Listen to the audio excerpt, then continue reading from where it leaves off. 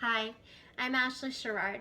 In 2016, my daughters and I experienced an unspeakable loss. My husband passed away very tragically and unexpectedly due to epilepsy. And so we found ourselves without dad and without husband and without the one who really led our family. And we were launched into a grief process. Now, I went insane for about a month, and thank God my family was around. But as I kind of started to settle into the fact that this was a process and I was going to be okay and the kids were going to be okay, I started to experience an empowerment through my grief. And it really is my mission now to empower women, particularly women, to use the grieving process to launch forward into this new life that they are going to have to build for themselves and to really live the truest, most authentic versions of themselves. And grief will help us to refine who we are and to grow and to experience things we have never experienced before if we treat it the right way.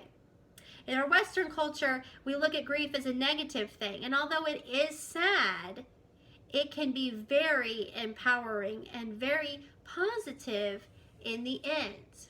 So today I want to talk to you about memorials because I think memorials are a great way to launch us into the first steps of the grieving process.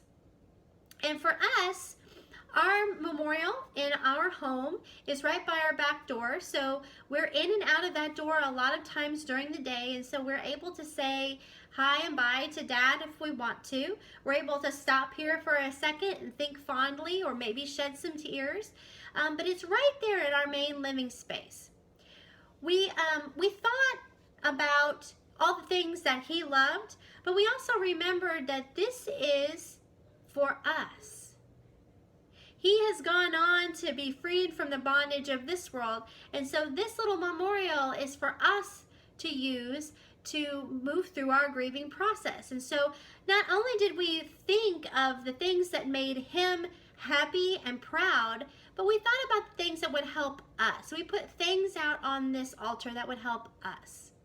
We put lots of his Navy things out because he was a proud member of the United States Navy and served honorably for over 28 years. But we also have pictures of our family. We have a quote that says, "Love you yesterday, love you today, always have, always will." That may not be exactly right, but that's the gist of it. We have his flag from the funeral, and we change things out. You know, we have so many things that it's fun for the girls and I to say, well, what are we going to take down and put out for Dad now? And we have an opportunity to share memories with each other in those moments, to think fondly of the good times that we had together. And sometimes we cry, and sometimes we laugh a lot. It's helped us a great deal to have this memorial here. Now, we cremated my husband, and so physically he is here in our home. But that doesn't, if you buried your loved one or if you had the ashes distributed, that doesn't mean that you can't have a memorial in your home.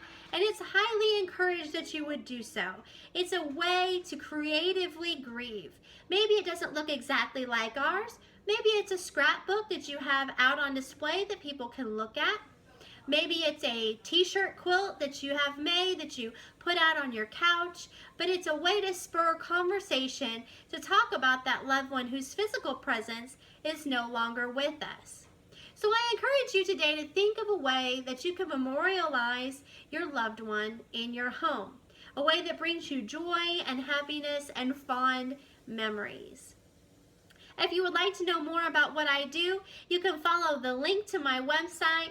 If you would like to have me speak at one of your engagements or your women's group or your grief group, I would love to do so. You can contact me through that website, and I hope to see you very soon.